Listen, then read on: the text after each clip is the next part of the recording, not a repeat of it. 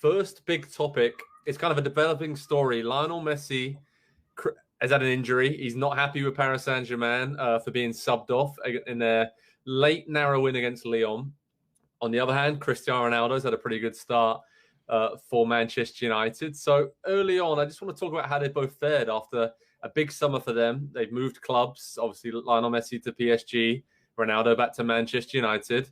Nick, Lionel Messi, no goals so far for Paris Saint-Germain, subbed off against Lyon, like we said, didn't look best pleased at Pochettino, a few mutterings and murmurings there as he was getting set on the bench, which is something he isn't used to. Since that incident has come out that he actually had a knee injury, he's going to miss the midweek game. Could maybe be struggling for the Champions League game against Man City coming up next week to be fit, which would be a huge blow for them. But has it been that bad for Messi at PSG? I know Andy has a strong opinion on this as well, but he's still been pretty good, right?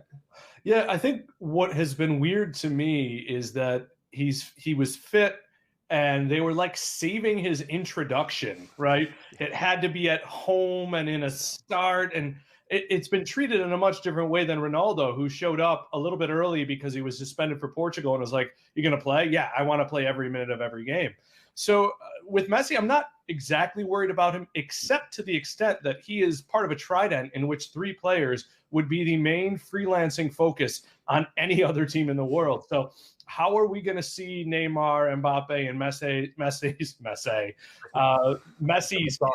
yeah, well, exactly. He's French now. How will they come together? And not how will they, but when will they? So I have no doubt about it working out. Remember, they won that game as well.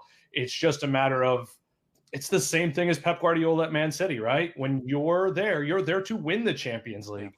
And we're kind of dealing with this in Buffalo with Josh Allen now that the Bills are good.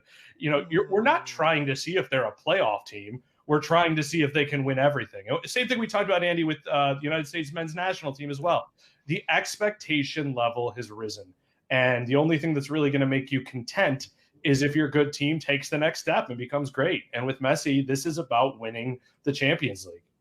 That's right. I mean, that's the only thing that will be deemed a success. I mean, if he wins the French league with PSG, it's kind of like, well, we already did that a bunch of times. So you were here to win the European title. Andy, you've watched it closely. I watched the game against Club Brugge closely. He hit the crossbar on that one. He's come close a few times. So what do you think? Is it just not quite clicking? Is it kind of normal that it's taken him a while to get settled in a new country, a new team, a whole new situation, because he was at Barcelona for so long and knew everyone and everything about that club?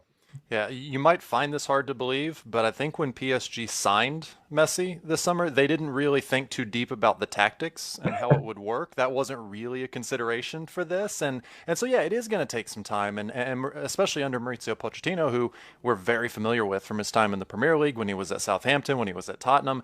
The style that he prefers his teams to play is very hardworking. It's a little bit of high pressing. It's hard defensive work.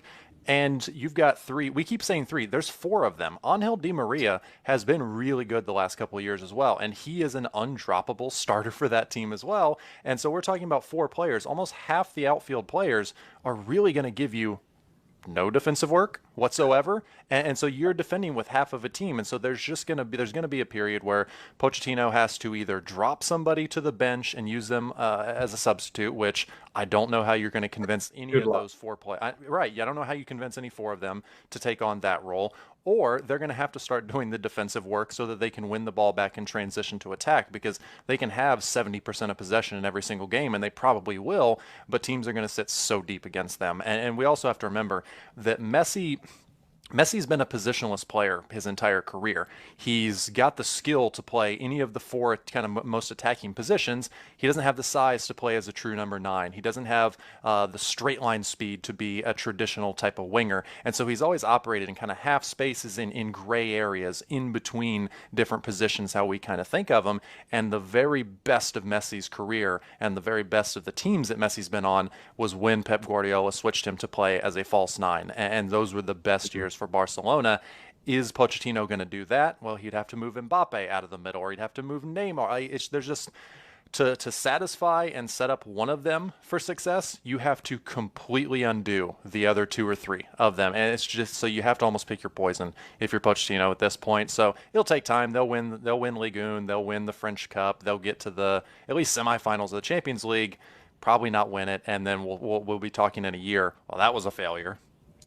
Wow, Lionel Messi and the word failure, that's not really said that often, but it's interesting, right? You think about the great Barcelona team who's on up front with Neymar and Suarez and that great team under Luis Enrique.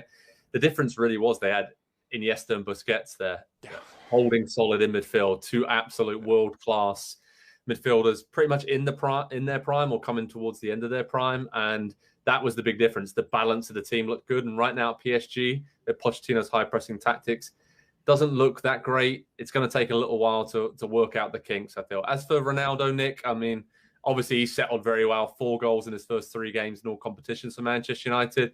How have we assessed him? And is it pretty natural to think that he would have settled a lot quicker than Messi to go in to a new club because he's already been at Manchester United and in the Premier League before in his career? Yeah, and I'm careful not to say that, Messi doesn't know anybody over there. He's played with Neymar, Paredes, Di Maria. He knows all these players very well. The difference with Ronaldo is his key player, his key feeder is on his national team with him. So Bruno Fernandes is a natural fit. And I just can't help but look at that and say that's going to help anybody, let alone someone who's already learned how to play with one of the best playmakers in the world. And I just think Man United's setup is a little bit better for instant success right now. And have the fixtures hurt them very much? I doubt it very much. That's very true. And of course, Ronaldo and Messi will be in domestic action, depending on how Messi's injury clears up, and then some massive Champions League games coming up in the next few weeks as well. So here at Pro Soccer Talk on NBCSports.com, we'll keep you covered all the latest news, injury updates, and more on Messi and Ronaldo, as that debate will always rumble on. But both of them are at new clubs for this season. And it's been a fast start for Cristiano Ronaldo and a slow one for Lionel Messi. But the torch in the hair, I'm sure Messi will be coming roaring back later in this season. Hi there, I'm Rebecca Lowe, studio host for NBC's coverage of the Premier League. Don't forget to hit subscribe to watch highlights all season long, and be sure to tune in for Premier League mornings every weekend at 7 a.m. Eastern. And for even more content, head over to Peacock, where we've got live games, original series, and a dedicated round-the-clock Premier League channel featuring studio shows, classic matches, and much more.